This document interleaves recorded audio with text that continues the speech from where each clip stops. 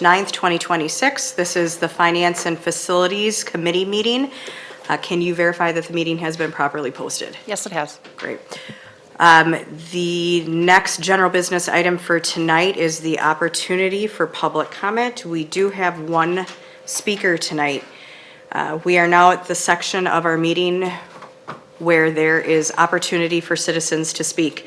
Because there are 6 speakers or less, speakers will be notified at 3 minutes, but allowed up to 5 minutes to complete their comments. We expect all speakers to honor our time limit, refrain from using any inappropriate language, and be respectful in their comments.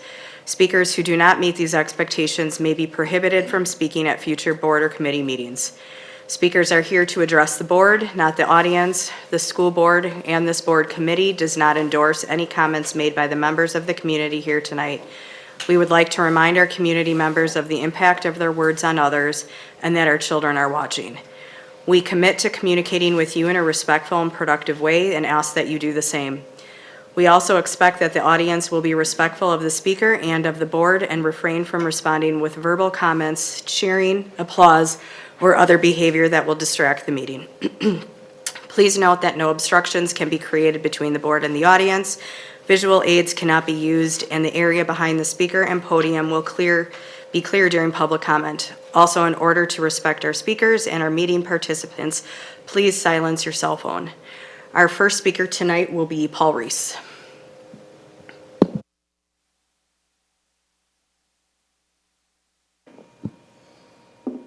Good evening. I'm here tonight because Diane asked us to be here tonight.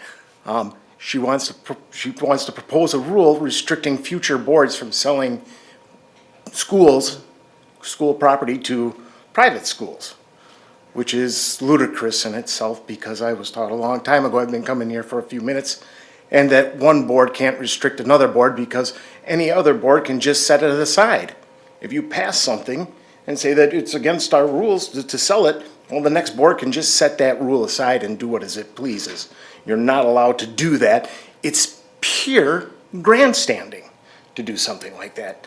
For someone who complains about the politicization of this board, it is pure politics. It is purely being political. It is on its face political. It is everything that is political to be political about this board. You could be, is to do something like that for reasons she knows it can't be done. It knows it holds no weight, but it's just to grab a headline somewhere.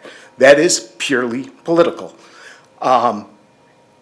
This board, you have the right to sell to whom you see fit to. You're members of this community. You're voted as members of this community. I don't think you're going to undermine this community. I am fine with private schools. I do not fear them. They're a great alternative. And if someone is worried that someone else is going to make a different choice with what they want, how they want to educate their kids, why is it you to get in their way? Why is it up to this board to stand in the way of someone who wants to make a different choice? You know, there are private schools who do great jobs with educating kids. Kudos to them in this district. You know, they offer great things. So does this district. This district offers some phenomenal things. And I'm proud of this board for trying to preserve those things. My daughter's, one of the things that I feel would be cut quicker than you can blink an eye if it ever got a chance, is our dual enrollment program that my daughter takes advantage of up at CTC. We are one of the few districts that pay the entire bill. You know, she's getting ahead because of that. And it's those type of programs that this district offers that I want to see kept. I don't want to see our resources squandered. I want these things here for future generations. I want a strong, fiscally responsible school district, and that's what you've delivered. It has been strong, it has been responsible. And because of that, we are able to keep these things, and it's a benefit to our students. And so I just wanted to thank you guys for that 2 tonight minutes. and oppose anyone trying to stand in the way of a future board. Anyways, thank you. Thank you, Mr. Reese. Moving on tonight to our action items, we do have 4 action items to work through tonight. The first one is the approval of the minutes. Mrs. Voigt. I move to approve the minutes as presented. Second. All right, moved by Mrs. Voigt, seconded by Mr. Harland. All those in favor say aye. Aye. All those opposed say no. Passes 5-0. The second action item for this evening is the approval of vouchers. Did we have questions? We did receive a question. It was related to the payment to the City of Waukesha Department of Parks. The total bill was for $7,100.34, broken down between electric, gas, water, and sewer. The first question asked, what time period do the 3 entries cover? They cover January 2025 through December 2025. The next question was, what costs besides these are associated with our partnership with the city for the amazing environmental education program at EB Shirts? Other than miscellaneous one-off projects such as, I did find a bill for $1,300 roughly for the gravel pathway. We do not have any other consistent costs associated. And then the final question was, how do these utility costs compare to last year? For this example, it increased $719.48. I have the breakdown between electric, gas, and water if you'd like. And then the final question, wondering the impact of those rising utility costs on our overall budget. Can I just a clarifying question, did you mention that the costs were January 2025? Correct, January 2025 through December 2025. So an annual bill that we got. Annual bill. And then that last question that Allison just touched on, I didn't know if that was district-wide or just still related to EB Shirts, but the utility, we are watching the costs. We actually, for things like natural gas, we actually lock into prices. We're buying futures oftentimes when gas prices are low to help, round the edges on any spikes and those types of things. That's actually a report that maybe it'd be good to see. I could bring back here to F&F. We do take, we want, it's not always a budget saving, but a stability, right? That's what you're really, over time, that's what you're buying through that. So in terms of natural gas, and then also keep in mind when you're thinking about utilities, because they are going up right now, we've also put a significant amount of HVAC upgrades in our buildings and controls. So when you go to start comparing year to year, there's several variables out there that, can tweak those numbers a little bit. But overall, I think we do several things pretty well to, again, provide stability to those line items. That's all? That was it. Okay. Any other discussion or comments for the vouchers tonight? If not, I'd be looking for an approval. So moved. Second. Okay. Moved by Mr. Wad, seconded by Mr. Harland. All those in favor say aye. Aye. All those opposed say no. Passes 5-0. Okay, our next action item for this evening is the STEM Charter Agreement modifications. All right, well, we're going to welcome to the table Joe Van Maldegium, which is a difficult name for me to say. He is the governance board president for the Waukesha STEM Academy, and Jim Murray, who is the Saratoga STEM principal. It's hard to believe we've been talking about K-8 STEM for almost a year, believe it or not, and we are excited about the move to Horning. Horning provides a lot of opportunity for us to grow the program. So, as you know, we've been working on contract modifications with the governance board. Ms. Skennerman and I are becoming regular fixtures at the governance board meetings, which have been fun. And so tonight we're just asking for 2 approvals or modifications, one being the address, relocating to the Horning address, and the second being modifying the enrollment cap. So currently they have, as in board docs, you see they have an elementary enrollment cap and a middle school enrollment cap. What the plan now would be is to have 1 enrollment cap, knowing that Horning has 925 kids capacity. This recommendation is just for 840. It's going to take us a while to get to 840, but the exciting part about STEM being at Horning is we do have that room for growth. So the gentlemen are here along with me to answer any questions you have, and we're excited to see this all coming together. Great. What questions do we have?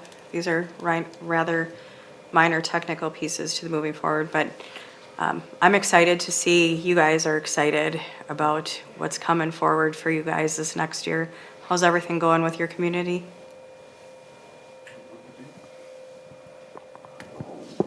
Thank you for having us.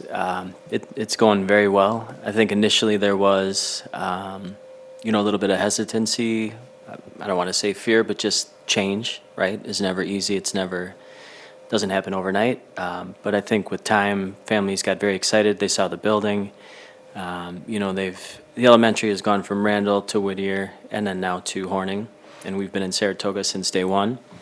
So I think our families are extremely excited. The elementary, again, once they got through the doors, they were to the moon and back. The ability to have a building where we're K-8 has been a dream. I was on the team that opened this school. So, to have that come full circle after 16 years is just a beautiful thing. We're very excited. And the community, I would say, is stronger than ever. The teachers are going to unite from kinder through 8th grade.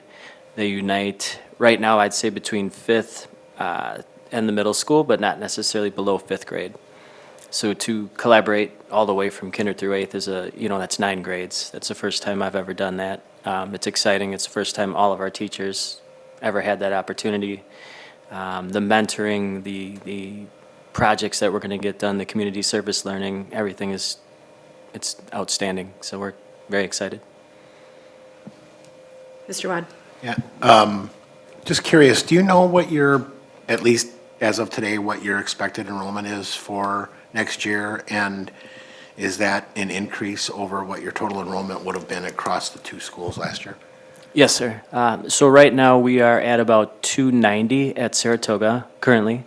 The elementary is below 300. And as of March 2nd, we were slated 344 for the elementary and 297 for the middle. So I believe that's 641 enrollment. We just opened up our enrollment applications again. We typically see a spike between definitely May through August, summertime for sure. So I would anticipate another 20, 30, 40 enrollment applications coming through. I missed the number for the middle school for this year. Currently, right now, it's 297 we are at for next year. Right now, I believe we're at about 290. So we're, and then the other one? I want to say the elementary is probably about the same as well. So we're seeing quite a spike for next year. Our middle school went up this year about 25 students from the previous, so from 24 to 25. Part of that, I think, was the news of the consolidation. Families got pretty excited, especially those with siblings at both campuses. Just the news of coming together got people pretty amped up. So That's terrific. I think that's what we were hoping that we would see when we made the decision to consolidate. Last question I have, and if you don't have this data, that's fine. I'm just curious if you should happen to know. Do we know how many new students we're getting from outside of the school district Waukesha borders? from open enrollment, Yes. not currently, but I can get those facts back to you, those figures. Yeah, and if you have the numbers for this year that we could compare them to, I'd love to see those. I think that would be very Definitely. interesting to see. I can send them to the board. Great, thank you.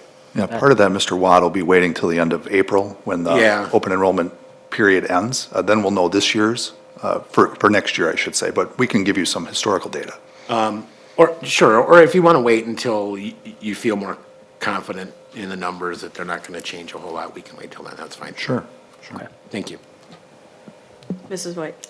As we go to this new number system, will the wait list be involved at all? You know, that has been an issue over previous years? And is there, like a need for the lottery, et cetera? Yeah, so the lottery initially was, when we opened in 2010, 2011, it was 84 students per grade at the elementary was the cap, 112 per grade at the middle school. And the problem we saw is if 6th grade was full, but 8th grade had 10 shy, right? We couldn't bring in 7th or 8th graders. So in 2023, I wrote a waiver to the state, an addendum to make 336 our cap and 504 the capacity at the elementary, which eliminated any kind of need for a waiting list if there was open seats at all. And so that's tonight why Joe and I are here to ask the board to approve the 840 capacity, because then it's overall kinder through eighth grade. So we could have openings in kinder, and sixth, seventh, and eighth could be full, in terms of the old contract. And we can bring in unlimited amount of students until we hit 840. If we do hit 840, then we would go to a waiting list. The lottery only occurs when we close our applications, so that was last month. And so if we had hit 840, which would have been a dream come true, but if we had hit 840, we would have had a lottery at that time. So once we pass that date, it's just, it goes to waiting list. Just to kind of clarify what Mrs. White was saying, that the 840 is in totality, the K through 8. What about individual grades? There's no individuals benchmark as far as capacity. So that's tonight actually what we're asking for, to shift from 504 elementary and 336 middle to just 840 total student enrollment. But to clarify, I'm referring to class sizes, so first. Oh, I'm sorry. Yeah, so I just want to understand from that standpoint, is there going to be potentially a cap for individual grade sizes, first grade, second grade, et cetera, at some point before we make the decision that you've got enough capacity to make a second grade, or if that makes sense? It does, yeah, in terms of sections. Yes. So we've always looked at 28-1 at the middle school as a capacity. The elementary, I believe, has been 25-1 or less. Typically, they hover around 20-1 ratio, not including aides or special ed services. And so working with Dr. Siebert, Ms. Getterman, it would always be a conversation with them, and then Sharon Thede with HR. So if we start pushing the boundaries of, let's say we get 50 kids in first grade, right? They may look at keeping 2 sections. If we start to push, like 55 or so, then we meet with HR and say, hey, we've got enough students, we would need another section. So another FTE.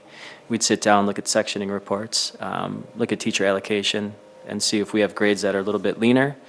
If we do a multi-age possibly down the road again, there's a couple different options. So it's the same process that we do across the board. Part of that, Mrs. Kozlowski, is already happening. So Mrs. Thedia, she's working through the staffing. There are more elementary teachers that will be at STEM next year because of that increase that Mr. Murray mentioned. Great. Any other questions? Dr. Piasek? I think I understand the rationale to coming in slightly below capacity. I understand that you'll have to kind of find your way through the new building and figure out how to use all the spaces accordingly. Was there any reason other than just we don't know what we don't know yet? In the past, I think your capacities were building capacity. Yeah.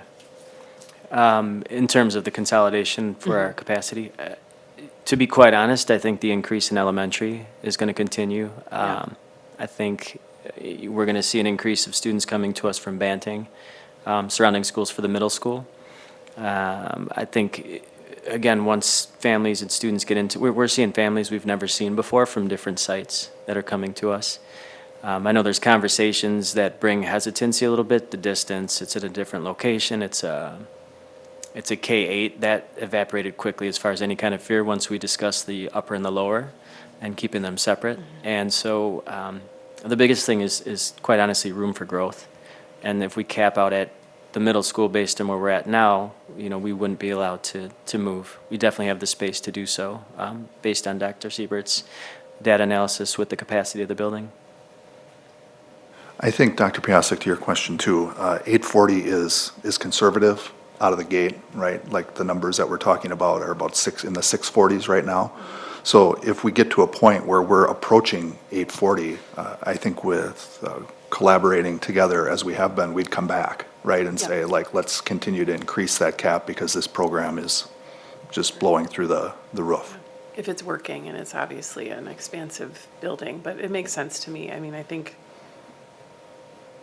that's a hopeful and also very realistic growth target over the next few years. So. Yeah, definitely. Thank you. Mrs. White? We had talked a little bit about the distance that you mentioned, like the Whittier parents now going all the way out to Horning.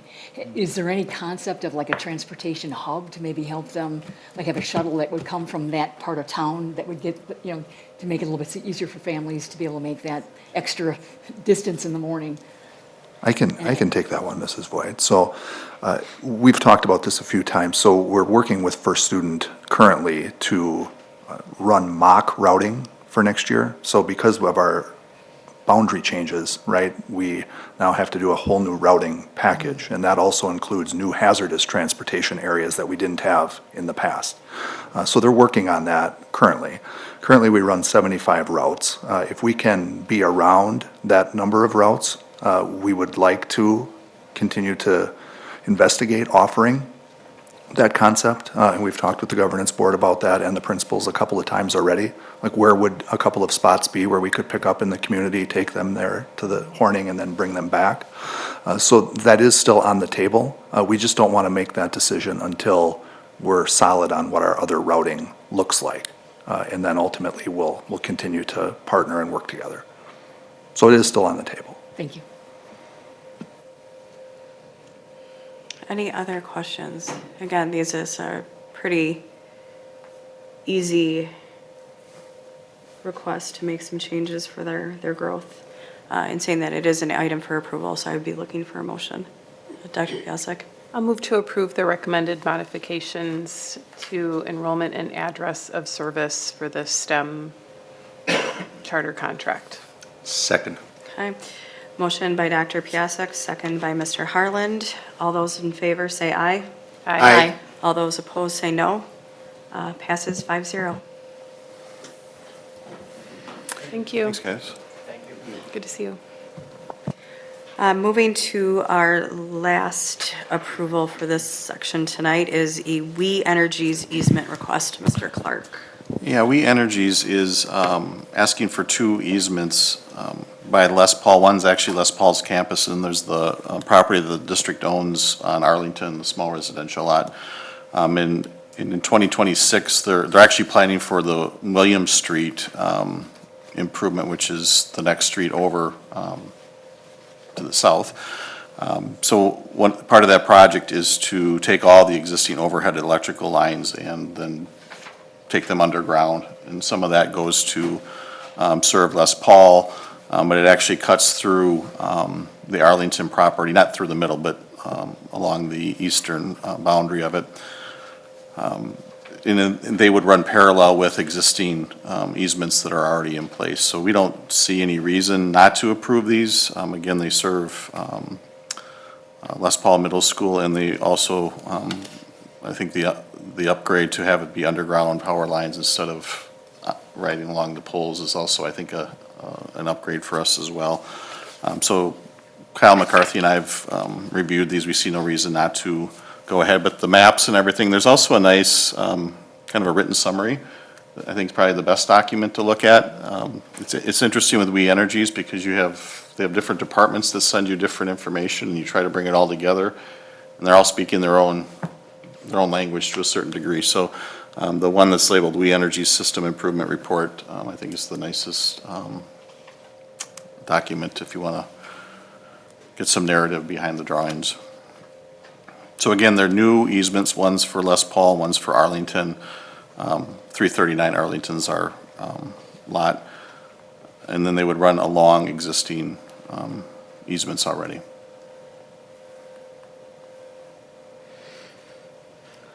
What questions do we have? Mr. Harland? So the current electrical is overhead on the Les Paul site, and then it would go underground exactly, Right. okay.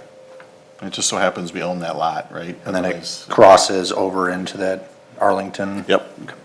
Goes underneath, and then on the left-hand side as you're looking at the document. Mrs. White? Is there any compensation for this, like, transition that we're giving them, these easements? We did not ask for any sort of compensation for them. Normally, when it's smaller like this with We Energies, we haven't gone down that path. Okay. We could certainly try, but I don't know what the Just wondering, because I didn't see Value. any dollar value. value would be. Mr. Wad? Yeah, so that That Arlington property is one that I know we have had out there for people to potentially make offers on. Would this in any way increase or decrease the, how appealing that property might be to a potential buyer?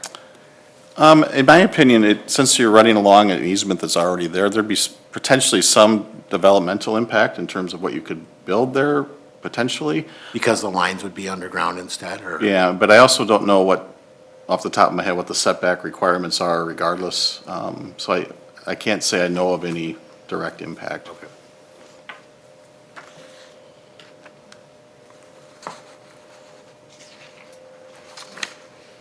Any other questions or discussion? This is set for action item as well for approval. Mr. Harland. Motion to approve the easement request for the Les Paul Middle School and Arlington properties as proposed. Second? All right, motion by Mr. Harland, second by Dr. Piasek. All those in favor say aye.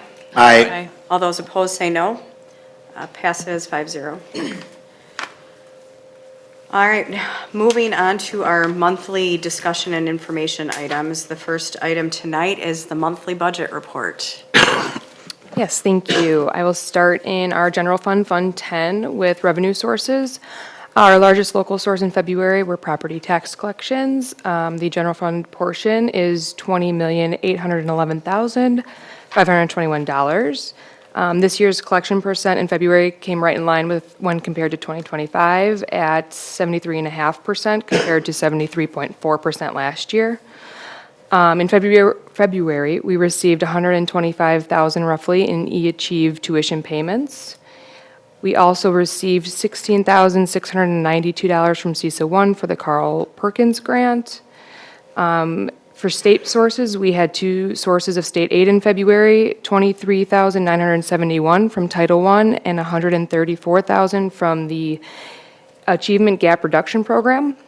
Federal payments were all for grant payments for claims in February, totaling $80,574. Other revenues that were received was $43,000 roughly in revenue from our rebate on our P-card program and $5,000 from insurance related to the Hatfield flood damage insurance claim. So far, we have received 50.88% of our budgeted revenues compared to 46.69% at this time last year.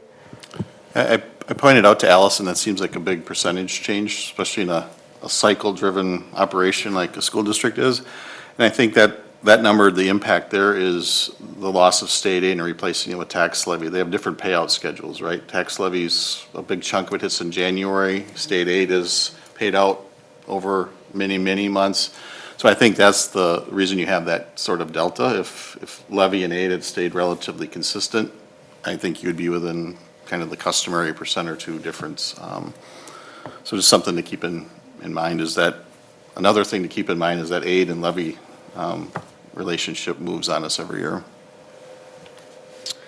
Moving into expenses in Fund 10, salaries and benefits. We've reviewed that our salary projections and are confident that our budget is sufficient to cover salary and benefits. We have spent 54.88% of our salary budget and 54.38% of our benefits budget, which is comparable to last year. Purchase services, our top three areas of spend in February were personal services, utilities, and pupil travel. Again, personal services really consisted of a lot of smaller items, legal fees, semi-annual maintenance, sporting officials, things of that nature. We have spent 33.81% of our purchase services budget compared to 33.89% at this time last year. Non-capital objects, we spent $235,000 in non-cap in February. The largest spends being for general supplies and tech non-capital hardware. The tech non-capital hardware costs were related to the STEM elementary library refresh for approximately $27,000 and eAchieve student laptops for close to $48,000. We've spent 58.76% of our budget compared to 69.77% last year. Capital objects, we were actually able to offset costs in this category as a result of the sale of 3 vehicles at auction. Minimal spending in insurance and judgments, there were no transfers, and that is pretty much it for expenses. We are currently at 43.808% of our approved budget, and this time last year, we were at 43.59%. Any questions on Fund 10? Okay, moving on to Fund 27. Fund 27 revenue, we received our state special education categorical aid payment of almost $1.6 million, which was our main special education revenue for February. We also received Medicaid payments in the amount of $60,694 and flow-through funds totaling almost $87,000. We've received 20.17% of our special education revenue compared to 17.09% last year. Expenses, salaries and benefits, again, salary projections are in line with our budget, and we should be sufficient to cover our salary and benefits. We've spent 53.8% of our salary budget and 53.27% out of our benefits budget, which is, again, comparable to this time last year. Our main spending in purchase services was for tuition to private schools. Non-cap objects, supplies remain the main area of spend in this category. No capital purchases, no insurance costs, and there were no transfers. Therefore, we've spent 55.14% of our special education budget compared to 53.46% at this time last year. Any questions? I greatly appreciate the detail. I think as we go forward and start to get an understanding of the cadence that comes through these numbers, the questions will evolve, but this was really nice. Thank you. You're welcome. Mr. Wad? Yeah, just a quick question on the sped budget. So the fact that we seem to be pacing 2% ahead of, or 1.5%, close to 2% ahead of where we were last year at this time, do we have any reason to believe that this means we're going to surpass what we budgeted for sped services for this year?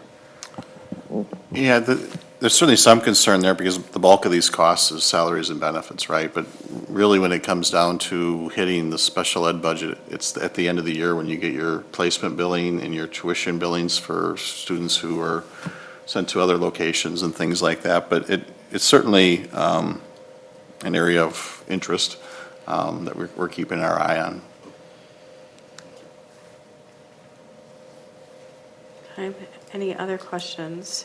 Mrs. Voigt? Related to the special ed, has there been any movement from the 35% versus more, receiving potentially more than that was talked about at the last? Yeah, we talk about it, or had talked about it at Cabinet on a weekly basis and, trying to figure out what we should be talking about. But as of it stands, I think I checked last week, or you and I talked last week, there's not much movement. There's a lot of, we should do that kind of talk, but I wouldn't be counting on it at this point. So on the revenue side, that's certainly, I was going to speak to it in the budget development agenda item, but that's certainly a concern.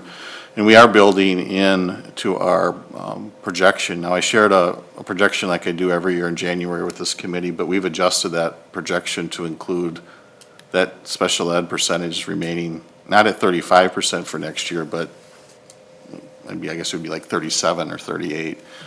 So we're factoring in not seeing an increase in that funding at this point, but obviously we're hopeful, right? I think it's something that there's a lot of consensus on, but that doesn't always mean anything, so. Thank you. Okay, see nothing else. Thank you. We would be moving into the next discussion item, which is the 2026-2027 budget development update. Yeah, I just have a few things I just wanted to speak to. I didn't include an attachment of any sort because starting this month, there's going to be a lot of decisions coming to the board that really are budget development decisions, even though they're coming from human resources or other committees. So I decided to rattle through kind of some of the things we'll be seeing in the next few months and where we are in terms of developing the budget, especially when you consider optimizing and all the changes that are out there. So we've been waiting around for like clarification on enrollment and where the kids are going to be, and that's starting to firm up, and that's allowing human resources to dig into the staffing plan and identifying where we're going to end up with that. So that certainly helps my office and the development of the budget. So that's well underway. Sharon's really done a great job. That's a pretty tough assignment that she's been asked to take on. So with that also comes not only the staffing levels and eventually teacher contracts that will be approved shortly. We'll also be talking and bringing forth to the HR committee and eventually the board compensation adjustments for all the employee groups in the next few months. So be mindful of that. Obviously, that's a big part of the budget conversation, right? So we're also working on health insurance. Seems like we're always working on health insurance. In our original projections that were shared in January, I always take the approach, the initial assumption to be used is a 5% increase in premiums or funding rates.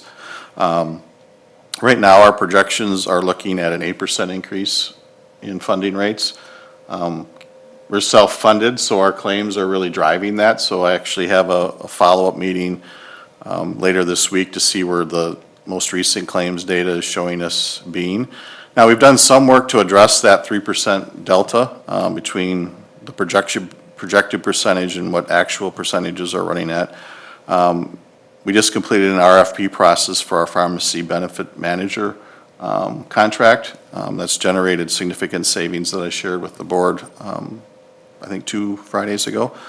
So that's eaten a big chunk of that gap. But we're still, if it holds where it is now, we think that we could be coming back with some smaller adjustments for the board to approve in April.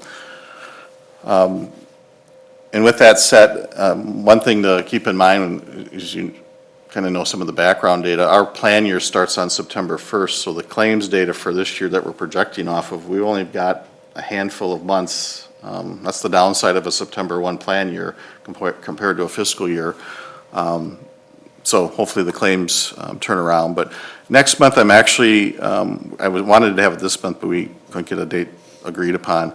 Having our consultants come in who helped us with the pharmacy benefit, the PBM RFP, to really go through not only the results of that, because I think it came out as good as it can, but really talk about, there's a lot of movers. The market right now in RX is somewhat fluid, and I thought it'd be a good report for the committee to hear. So again, we may come back. I'm not looking at recommending any sort of major change. Maybe we'll come back and our claims are fantastic and there's no urgency at all. Overall, I think we're in a decent position. But nothing that would include anything like network design or moving away from our high deductible health plan for this year. I think there was a desire for some stability in as many areas as we can heading into 26, 27, but I just want to make you aware that you could see something on the FNF agenda next month.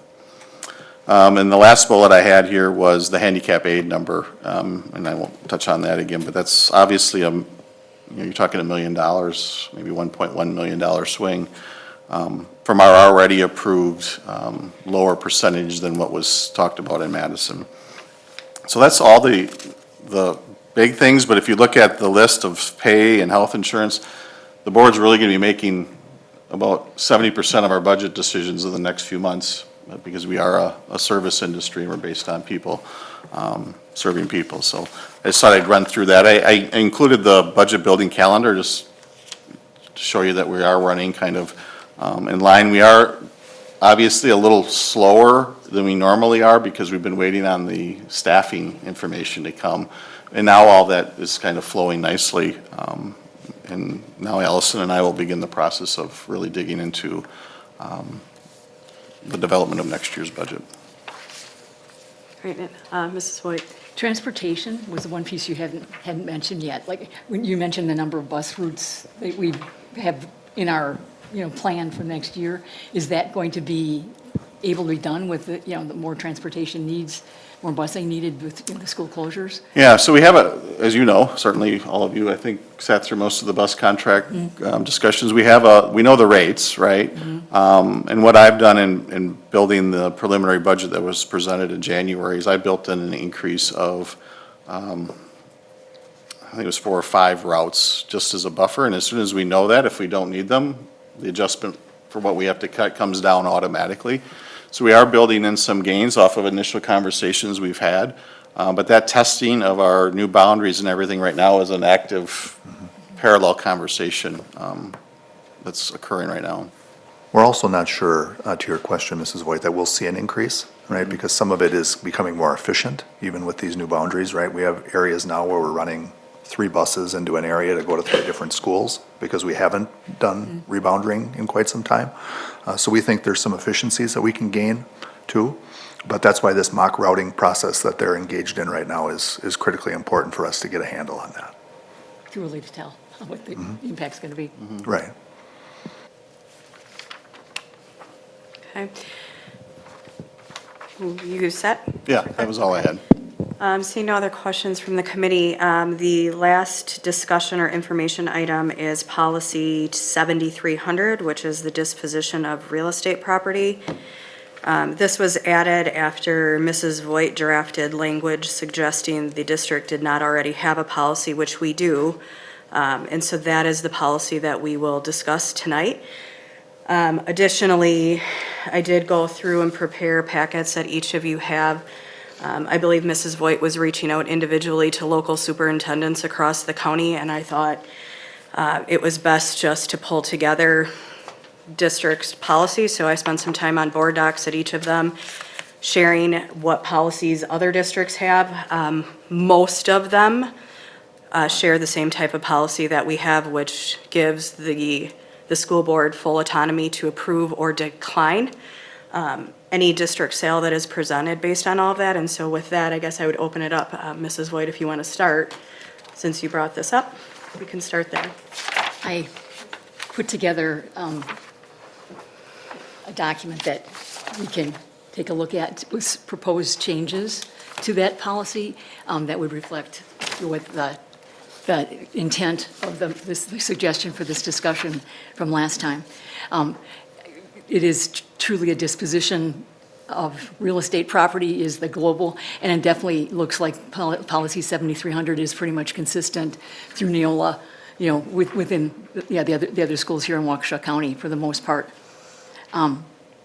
The concern that I had raised was the comment that had been made by Dr. Garza that he had experienced a sale to a private school, and he, recommended that we be aware of the impact that can have on your enrollment, et cetera, down the line.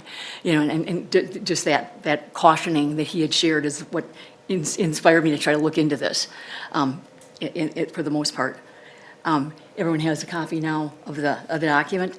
The first highlighted one would be what I would like to take a look at.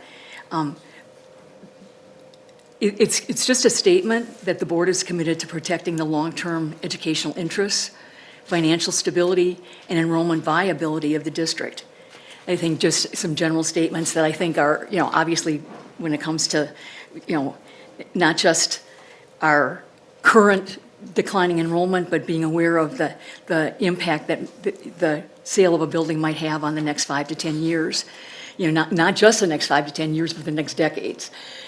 Because obviously our enrollment changes dramatically over a longer period of time. And I think it's important for us to be considering the enrollment viability as the city does grow. We have the hospital expansion going on, a couple other businesses looking at multi-million-dollar expansions and adding potentially 500 employees in the community. And as a district, we need to be sure that we're able to have schools for those employees' kids to go to, et cetera. So it just that concept of protecting long-term educational interests and enrollment viability for the district is what that first sentence would indicate. The district's facilities are public assets funded by taxpayers for the purpose of supporting public education. I think, again, a very generic kind of statement that's very true for our circumstances. And the board has a fiduciary responsibility to manage public assets in a manner that protects the long-term interests of the district and its students. I guess the intent of that paragraph for me is the notion that we have had a very strong history in Waukesha of when we close a building, we repurpose it. It's so exciting for me to hear the talk about Saratoga now closing after 14 years. That closed once before, and we gave it a second life. That started an amazing program now that we're looking at needing a whole new building for, to be able to house. So I'm really proud of that long-range insight that we saw a need to get So involved. I'm gonna kind of corral this a little bit, right? So, we've shared kind of what your recommendations are to an existing policy. This is a discussion-only item for tonight, right? Right. But I think I would open it up just to see if the board has questions for you, unless, Well, I think. she got about halfway through explaining what was in there. I'm fine if she wants to finish, if we can Well, just. I'm happy to take topic. just the first paragraph, and we can talk about the later ideas, as a separate entity. Because this is just really, again, I'd like to have language to encourage repurposing as our first consideration when a building closes.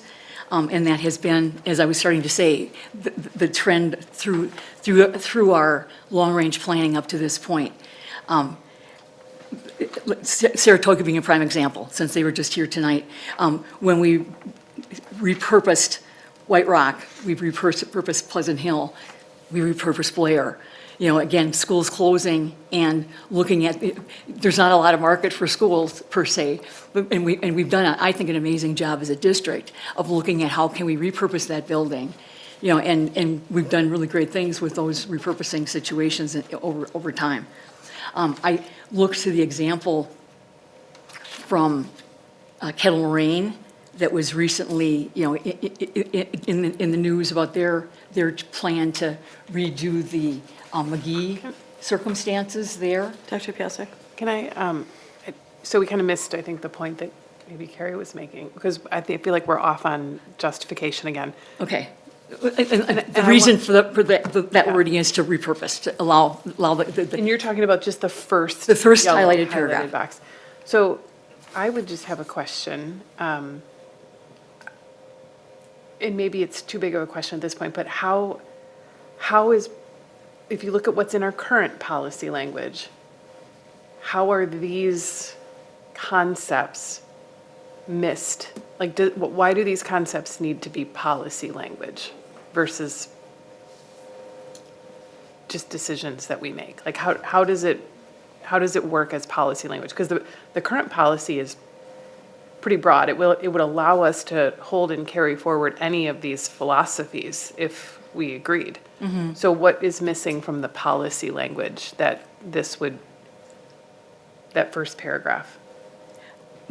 Again, the intent of that would be to look at the long term, being able to take a building, and I think what you've been thinking about when we repurposed Blair, if we would ever need to turn it back into an elementary school, that could be done. And the repurposing that we've done, obviously at Saratoga, let it be a school still, et cetera. So I think that protecting the long-term educational interests, that we can roll back into like growth, if that would be a possibility. The other thing is the idea of planning, that I would like to include in this policy is the concept of not investing in a building that you're intending to potentially close.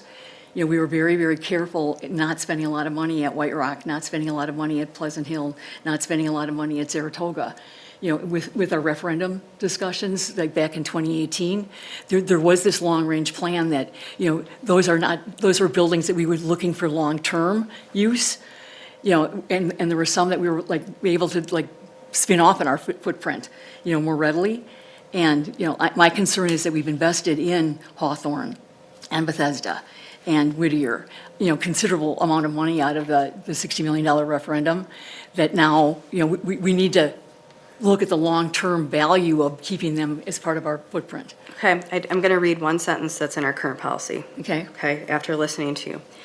In consideration of the best interest of the district and the residents and taxpayers, the board reserves the right to reject any and all offers at its sole discretion, regardless of price and terms. And it's really looking at the focus as long-term, understanding what we're at. when we take a look at the 2017, 2018 referendum on what was invested, or even the ESSER funding that was investment, again, the ESSER funding was one-time funds that if we didn't use it, you'd have to give back. I think in light of the evolution and as time and things, investment in a building does not equate to resale value, and it doesn't equate to how that goes and works through that. The goal of the policy is to give the board discretion to say, as things in business moves on, we have the decision to make and reject things that we don't think align with the best interest of the district going forward.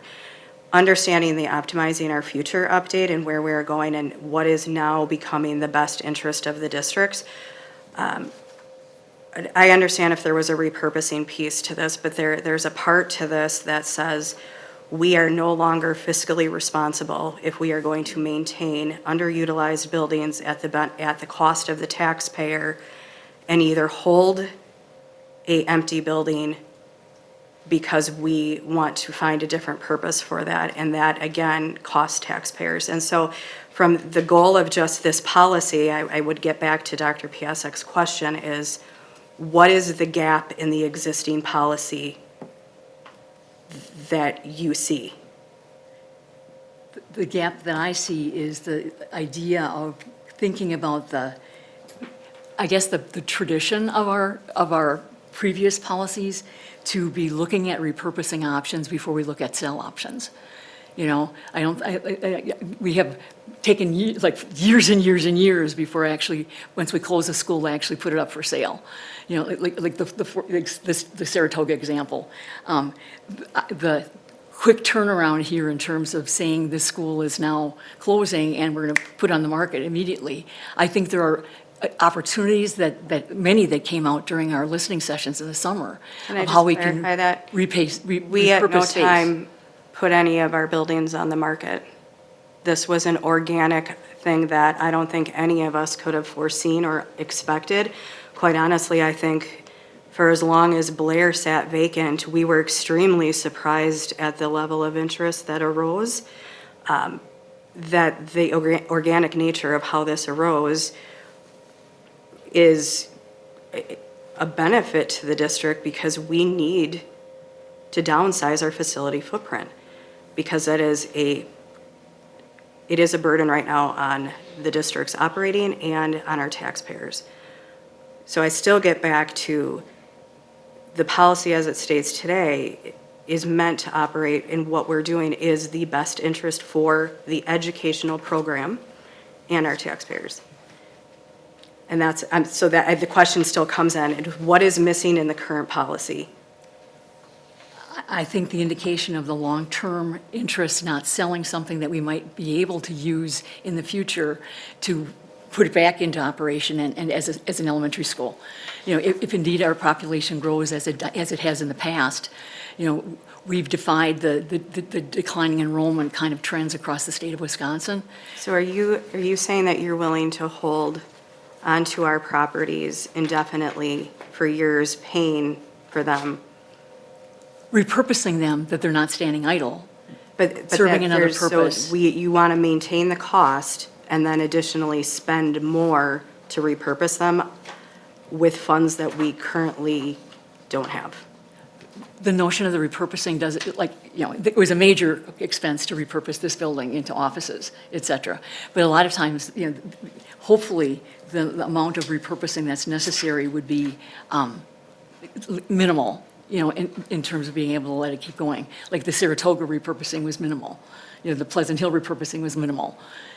Having a space for the new Recovery High School, again, I would think be minimal, but having that opportunity. And if the Pleasant Hill would sell, having a place to let the current renter there find another space within our facilities, et cetera. I think it doesn't have to be an expensive proposition to go to a community center kind of model or to go to a recreation center type of a model necessarily. Okay, then my next question for you on that, and then Doctor, is a community center or a community park and rec or however this works, those are no longer tied to the educational services of supporting our students. So now it's twisted away, like, our buildings are meant for education of our students, and as that population declines, like we've said, the facilities footprint also has to decline. So these ideas of repurposing for other things, while as a community, if somebody wants to buy the property and turn it into something, I think that's great. But to put that on an additional cost that is not serving our students, I don't believe is the goal of our policy. Mr. Wad? Yeah, so I want to kind of bring this discussion back to some assumptions that were baked into your rationale here.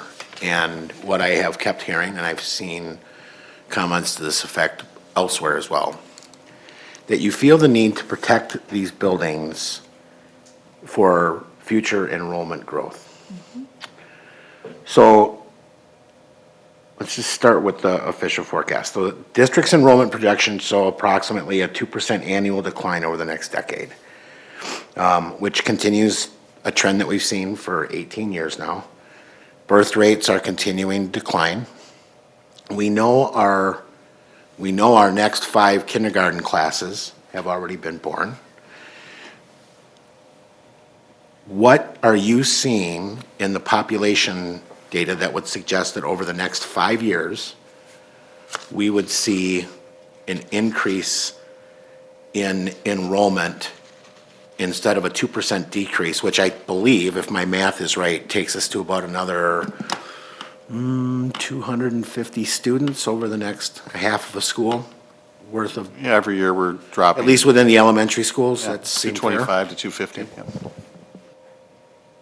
The concept of having a multi-billion-dollar expansion for one of the companies in our community that would add to 500 employees, how many, of those 500 young families coming into the district to fill those jobs, would be, an indicator of, that potential change in the cycle. So if I could kind of continue on my line of questioning here. So we agree, and I'm going to come back to that point in a second. So we agree that in order to justify reopening one of these schools we've chosen to shut down, right, we would need an additional 450 children, elementary age children, plus however many we've lost during the enrollment decline during that period to be able to justify it. Do we agree on that? Repeat your question. Okay. So we average about 450 students per elementary school. Okay, I think we all agree on that number. That's the average capacity, I think, roughly about 450. So we know we're going to lose about 250 just over the next 5 years. That's baked in already. So we would need to get an additional 700 students just over the next 5 years for us to even consider that in years 6 or 7 or 8, we might need an additional school reopened. But I'm looking at Just long range. Could you answer the question I'm asking if you could? Do you agree that that's where we would need to be, since we made the decision to close given our current footprint, that in order to justify it 7 years from now, we need to pick up at least 700 to 800 students? Make up for the loss that we know is coming, plus add. Okay, if we're at least in agreement on that, because I'm going to carry this out further. Okay. So let's talk a little bit about these jobs that you think are magically going to appear and how that actually translates into students in the district. So I've got some numbers here, and I wish I could find them right off the top of my head. Typical planning suggests that in order to get an additional 450 students, we'd need about 1,800 new homes. That's an assumption of 0.25 children per home. Because number one, we've got a low birth rate. Number two, not everyone that buys a home has children. The average median age in the city of Waukesha is actually quite a bit higher than the rest of the county. I would also point out that even if these jobs materialize, I don't think there's enough jobs in what you're talking about to get anywhere close to this number. But I think I would also point out that over 35,000 people who work in the city of Waukesha commute in. So there's no guarantee that these new jobs that you're talking about would generate school-aged students in the school district of Waukesha. Do you agree with that? The point is, it may not happen in the next 10 years, but how about the next 20, the next 30, the Okay. next 40? So let me follow up on that.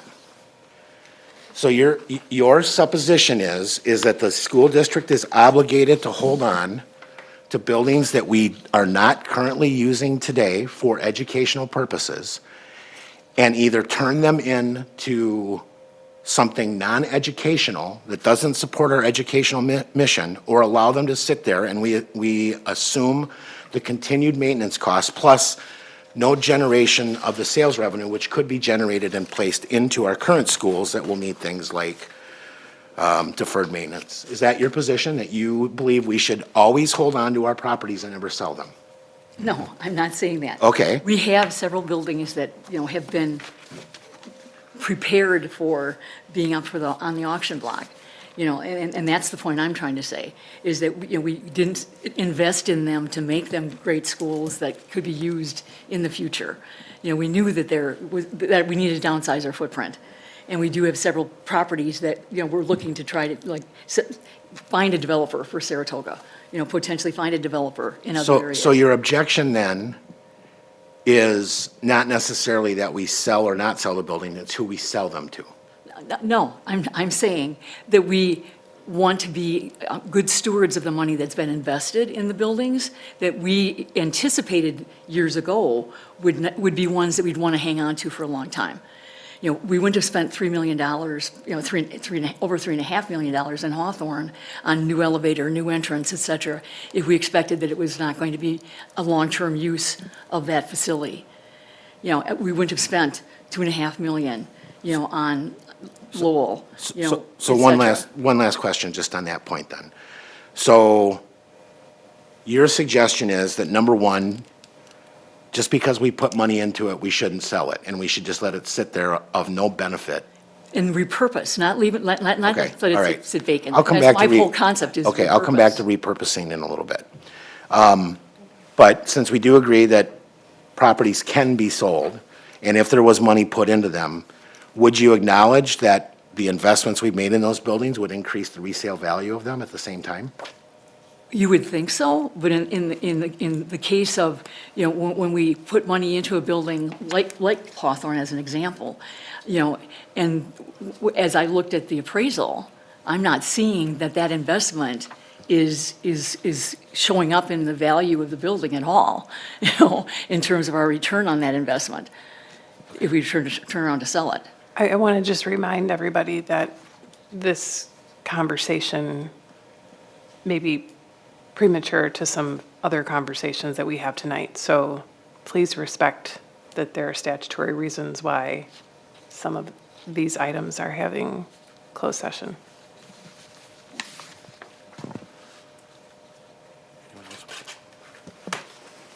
You can continue. Because I wanted to shift to use. So, Ms. Voigt, I have seen all kinds of language. Is it in here as well?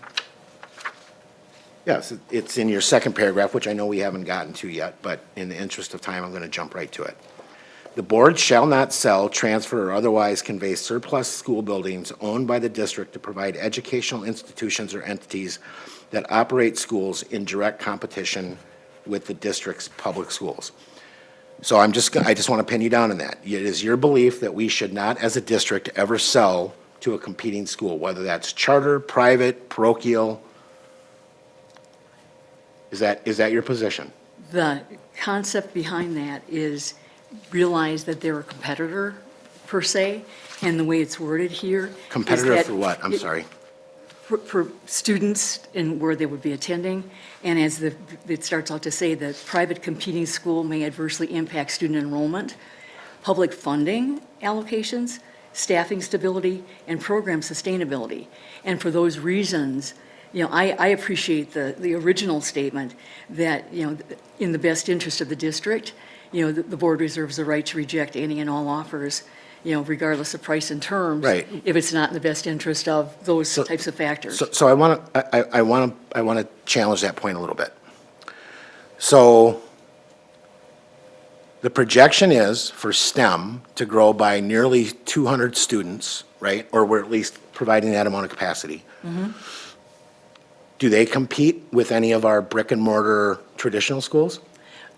All of the choices that we've been very, very aggressive in terms of putting out for the community, I think is amazing. Okay, you're not answering my Our STEM question. programs are. Okay, but would you acknowledge that there may be students that would leave, say, any of the ones that we have remaining, Meadowbrook, Rose Glen, Prairie, to attend STEM, No. and therefore reduce the enrollment in those buildings, reducing their capacity, right? That's part of our district. It's not a competitor. It's another choice that they have. If they prefer to, So it's all a matter STEM of which building is designated as a charter school and who's authorizing that charter that puts neighborhood schools at risk that you care about, not.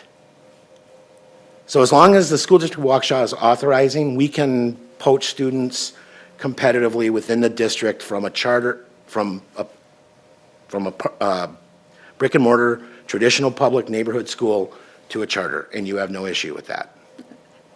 The reason we've offered choices is to be able to work with what is best for a student's learning style. Offering the engineering academy, offering the medical academy.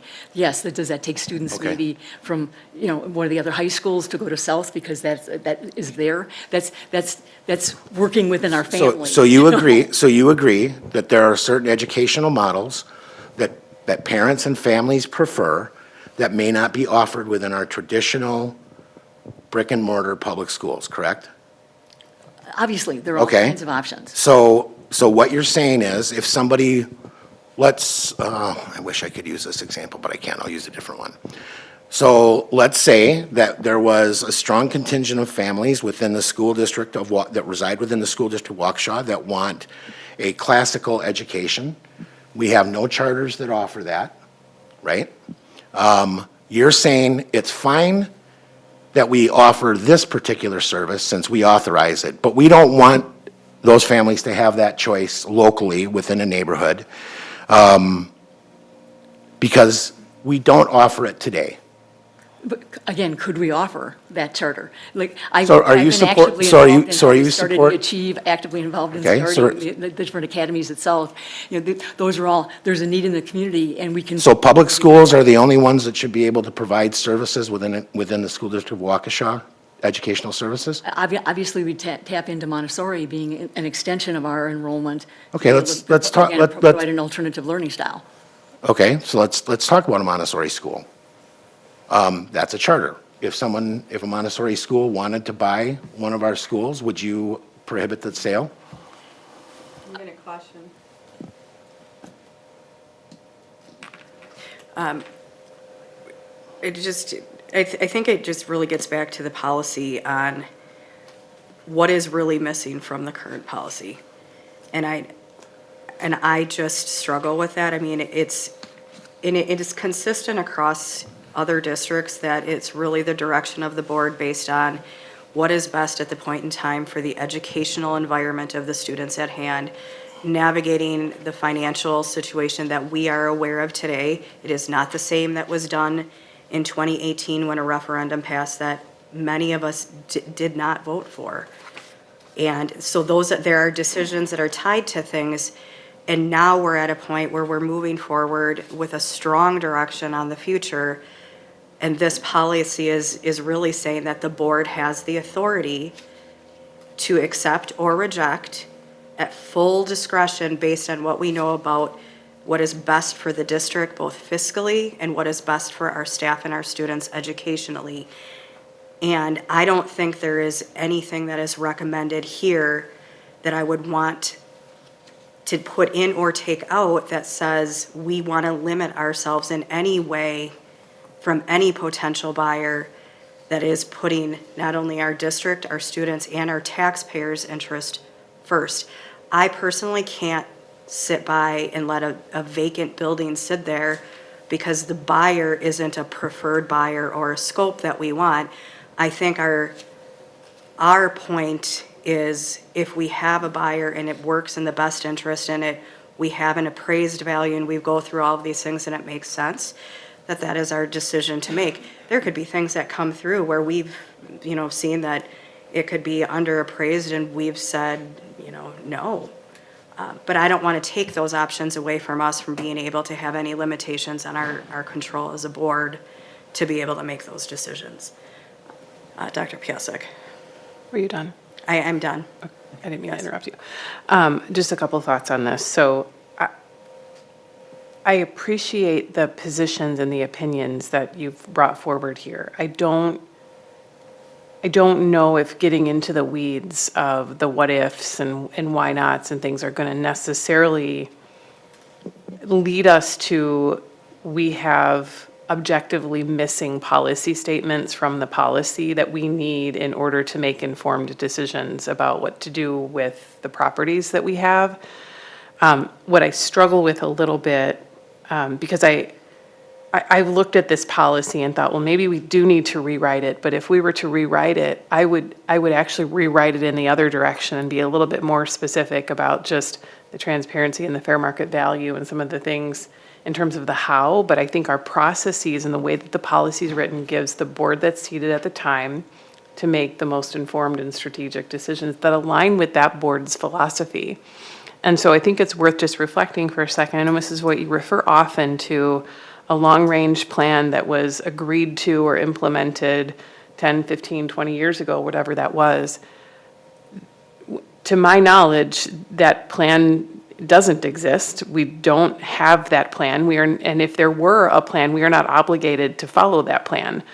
But whatever decisions were made in 2018 to put an elevator in an elementary school were not made with the foresight that 7, 8 years later, that elementary school may not be required due to enrollment issues.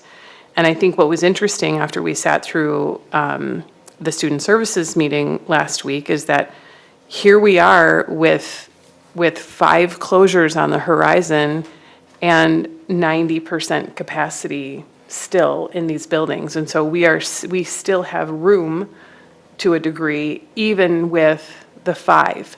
So I think, we could talk about KM. KM closed 1 of 4. It's a different situation. We are different than KM. We are different than Oconomowoc. We are different than New Berlin.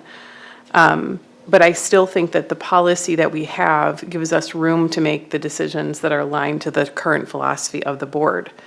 I do not think either that it's appropriate for us to run buildings into the ground because we think we might close them 10 years down the road or 5 years down the road. That's not fair to the students. And that's also why I support the consolidation that we've done, because when we have underutilized buildings, we still have an obligation to maintain them and to make sure that those are safe and healthy environments for students. So, to say that we shouldn't have invested in buildings because we were possibly going to close them, or to say that we shouldn't close them or sell them because we made an investment 8 to 10 years ago. And unfortunately, those investments were short-sighted at some degree. They make those assets more valuable to a potential buyer, I think. But I don't think it changes the fact that public school buildings are not necessarily going to be in high demand for the foreseeable future. I think we're not alone in that respect. So I do think that we have to give ourselves the room to make the most informed decisions. And I don't think we can predict the future other than what we can see in terms of the birth rates that Mr. Wad was referring to, which certainly don't work in our favor for the next 5 years. So I know this is just a discussion item. I think it's worth discussing, but I'm not sure that there's anything that we could change in the policy that would necessarily turn opinion statements into gaps in policy statements that would change what we would do. I just don't, I don't see how the language is required to be in a policy. If we all agreed with the language that you proposed, we could act on that without it being in the policy, is my opinion. By simply doing or not doing those things, which the policy gives us the complete permission to do. As written. Correct, the current policy. Mr. Harland? I guess you had said that your main goal was to prioritize repurposing of a facility. I guess I don't necessarily read that within the 3 additional paragraphs that you wrote. I think that's a bold and valid statement that, is worth considering, that obviously we would want to prioritize, using those, and I think that is still captured within that final line of our current statement, the consideration of the best interest. It also seems like your 3 additional paragraphs are very focused on physical existing facilities. Would you also extend this to vacant properties then as well? Vacant land? Same. So your 3 additional paragraphs that you added in seem to be very focused on a current existing facility. Would this also then be carried out or extended to vacant properties? Just, And I hadn't thought about vacant properties per se. Like those are, when a building has been, like Harvey Phillip, has been like vacant and not used for anything for any period of time, if that's the type of building you're talking about right now. vacant land. Yeah, or just vacant land. No, there is no building on there. Would you say then that this restriction would also be applied to that vacant land as well? I had not thought about that as being Okay. a factor in this process. My more concern is the idea of the long term, and using the way the explanation for McGee and its closure was coming down, the notion of if we just, don't repurpose it and keep it within the footprint of in that case, Kettle Moraine School District, they're saying, what's the replacement value? If indeed the numbers do turn around in the next 10, 15, 20, 30, 40, 50 years, $50 million to replace and go out and get, like ask for a new elementary school, if we can hedge that off long-term by having a building that could be, again, switch back to being available when the enrollments, switch as well. How old are our buildings right now? In 50 years? That's crazy. It just seems like by then, we would be having a different conversation. Well, I won't be here. I think so a you guys can have it. hopeful, I think Mr. Watt hit on this, a hopeful conversation that you're going to see a population growth means I'm going to hope that this happens, therefore I'm going to hold on to a building at the expense of taxpayers without providing an educational value. Even a repurposing piece, it has to be repurposed for an educational value. It's not anything like a community center or a daycare for staff. All of that is not related to the education of our students, and the cost to that, no one wants to talk about, and that is significant and in exact opposition to what this board is working for right now, which is to try to reduce the operational cost of this. And just to be respectful of time, Mr. Wad, do you have something else that you want to say? Yeah, just one clarifying question, if I could. So, in your scenario, Mrs. White, who would become responsible for paying for and operating the community center, a daycare center, a park and rec? Who assumes the cost of that? I look at the example that we have now, at Pleasant Hill, and having a renter come in and provide an alternate use in that location. So like a daycare program could come in and rent like a space within a building, or like a senior community center.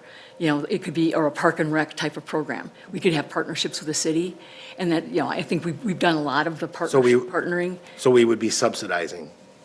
Well, working together to be able to make an alternative purpose that So cover the subsidizing. costs of having the building and keeping it functional in between time. So we would be subsidizing the cost of those programs. I see it as a partnership and making an opportunity available. at a We would be reasonable incurring cost. costs to keep those programs going and operational within those buildings. Are you saying that that's the case when we have like the program at Pleasant Hill? We have a tenant at Pleasant Hill. Right, and again, I see us as being able to have tenants, like the city, be like, paying rent to be able to use a community center, or the park and rec program using a facility and paying rent for being able to use that facility. Again, there are like all kinds of options for repurposing that could happen. And what if those didn't materialize? What then? What if we didn't have someone that wanted a rec center? What if we didn't have someone that thought it was feasible to open a daycare center? What if we had someone that, we didn't have anyone that wanted to put in a community center? I saw someone suggest a senior center. What if we didn't have it? What if we didn't have those potential renters? What would you propose we do with the buildings then? Again, I think we should have a long-term kind of discussion about what kinds of options are out there. I had suggested, when I met with Dr. Siebert about the idea of having like a committee that could suggest repurposing options, that we could look at what those options are. A lot of them came up during our summer discussions. We could do this, we could do that, we could do this, et cetera. And like to have, collect those now. We have 3 buildings that are closing. Could we take advantage of some of those repurposing concepts rather than selling it, and without even taking a look at those potential situations that could occur? I think the idea of that, it sounds great, but it all comes back to the responsibility and the role function of what public education is, and it's to focus on the public education. These buildings are not, they're not a hot commodity. We don't have people lining up and looking at them. We've had, and to Mr. Watt's point, the subsidizing buildings for other programs, that falls outside the scope of what our mission is and where our focus needs to be. And like I said, it sounds great, but the responsibility for this district is not. And quite honestly, in a long-term strategy, Mrs. White, like if I'm listening to that, in 10 years, my gosh, we're going to have to close. We have another school that we're going to need to close in this process that's coming. And I think that's the strategy and the focus that we're looking at is 10 years down the road. It could be 1, it could be 2 schools if this is going. But I do want to keep us on point for the discussion. I'm not seeing a committee support to change or accept the proposals to bring it back. And we do have quite a bit yet to get through tonight. So unless there's any other comments on this, I'm going to move us forward. Okay, seeing none. The next other business would be recommendations for future committee meetings. Do we have any recommendations? Okay, seeing none. We do have a reason to adjourn to executive session this night, or tonight, and we do need to come back in for a vote.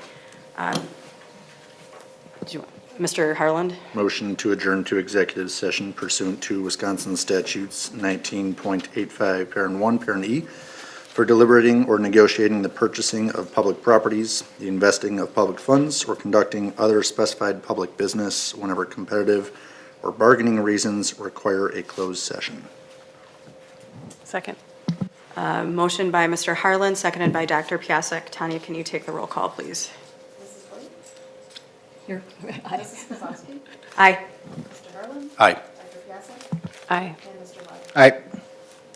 Okay. We are officially in closed session, and we will be coming back to vote. We are back in session for the Finance and Facilities Committee meeting. We have a item to approve. Mr. Wad. Yes, I would move to recommend to the board to accept the offer for Hawthorne School, tax key WAKC 0993966 as presented. And second? Okay, moved by Mr. Wad, second by Dr. Piasek.